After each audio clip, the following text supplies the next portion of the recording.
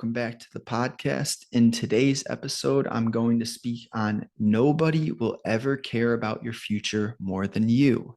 Before I get into that, if you're new, I do 3 types of episodes. Number 1 is a solo rant. I'm expressing my inner dialogue, 15 to 20 minutes. That's what today's episode is. Number 2, a conversation with a like-minded individual where we speak on topics that will provide value to you. It's not an interview, it's a conversation. I'm just authentically speaking, looking to learn about someone else, and hopefully you guys learn as well.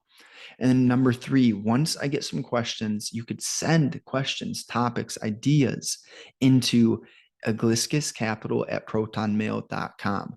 Once I get some questions via email, I will address those in videos and podcasts, newsletters, and threads. So those are the episodes or the styles. And if you enjoy my efforts, I'd greatly appreciate you dropping a rating or review on whatever platform you listen to. On Apple, you scroll to the bottom of the episodes and you can write a review or drop a rating. And then on Spotify, you can just drop a star rating. Either way, I appreciate you. I'm grateful for you. And let's get into this. So nobody will ever care about your future more than you. Number 1 is your vision. So what I've found that helped me the most is really identifying what I don't want. And see, this comes up often, but my father. So I look at him and he wasn't a horrible man, but he wasn't the man that I want to be. He wasn't the father that, he did his best. We'll say that. Point is, when you look at someone and you clearly identify you don't want to be like that, then you can ask yourself, well, what are they doing that made them become that person that I don't want to be like? Often it's going to do with substances and poor habits. That's what the story was with my father, just running from his mind, numbing, suppressing the psychological mind. And you create these compounding cycles of negativity by partaking in actions that lower your energy and frequencies. So maybe you don't understand, or maybe you're not familiar with that exact language, frequencies and energies. I can explain it like this.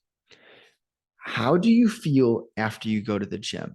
Do you ever see someone slam the door when they're leaving the gym? Do you ever see someone leave the gym angry? I'd say it's probably 1% chance, like 0.1% chance. At the gym, everyone holds the door. Everyone is usually in a good mood because working at an intense physical rate is one of those activities that raises your frequency. It's going to create better thoughts because you're doing something healthy for your mind and your body. Not just your body, not just your mind, but both at the same time. See, that's powerful.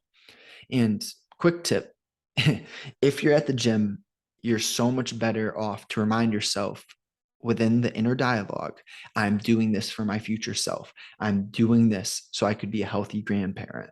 Don't go through your workout saying, this is so hard. This is so hard. No, go through your workout saying, you can do this. I'm becoming healthier, stronger. Feed your mind with good thoughts. That inner dialogue is important.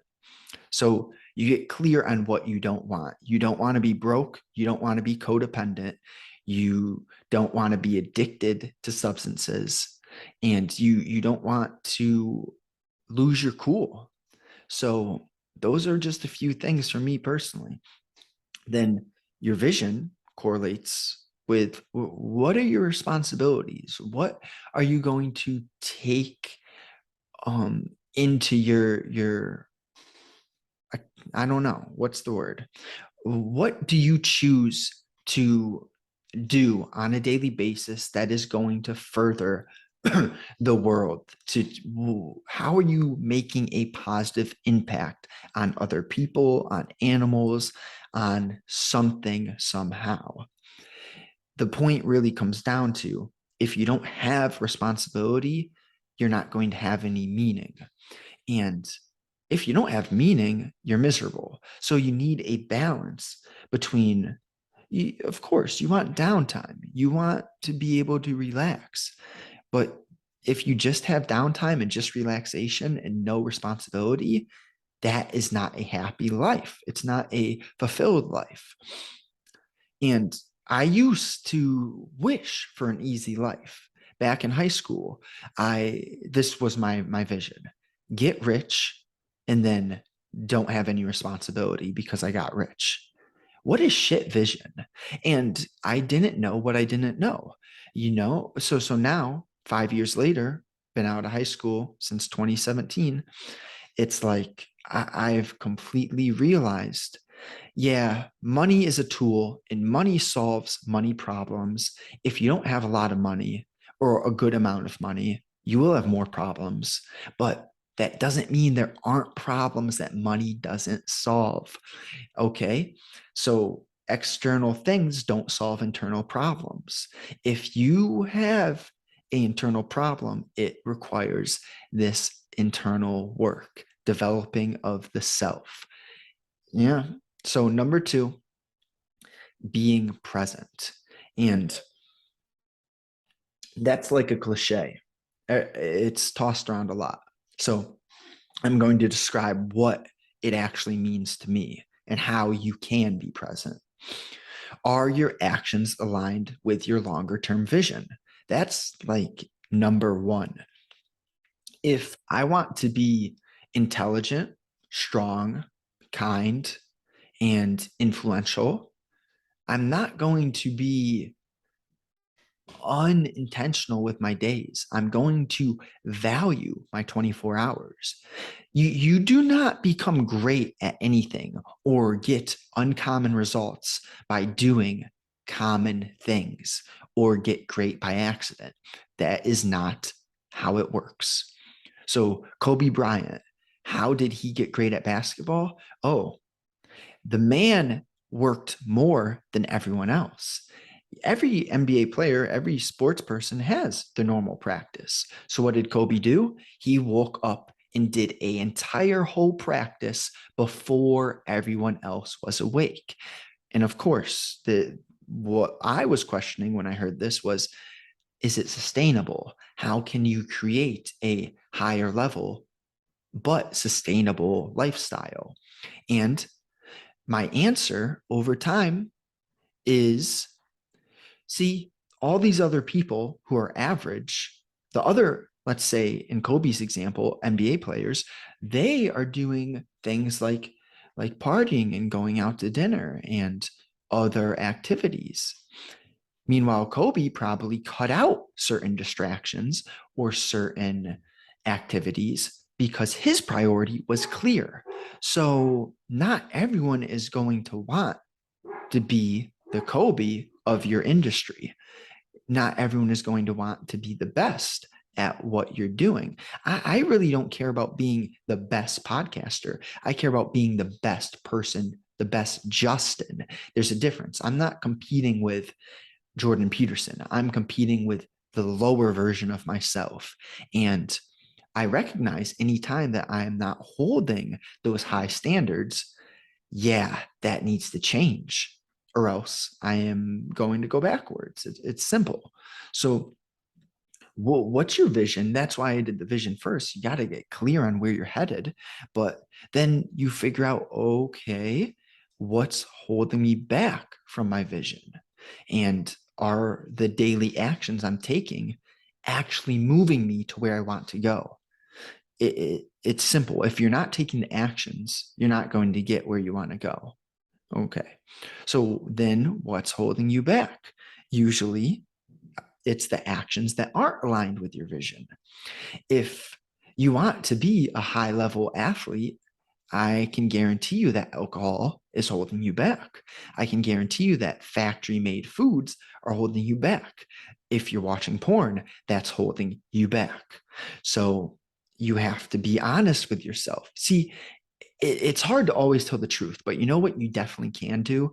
You can do your best to never tell a lie. So lying to yourself, that will hold you back. Okay. So now there needs to be this balance between physical, psychological, and spiritual health. If you're lacking in any of those areas, there will be problems and voids in your life. But if you create a mixture, a mixed focus on those three areas, you will feel better. So spiritually, what can we do? Let's meditate 10 minutes for a day, 10 minutes a day consistently. Over time, you will get thoughts, new ideas that will further your spiritual route. Psychologically, let's say we consume an hour of Sam Harris or Jordan Peterson or Plato or philosophy. We consume an hour of psychological education each day. And then physically, okay, let's say we consume our body weight in protein, in grams of protein every day, and then we're training 4 or 5 times a week, whatever you want.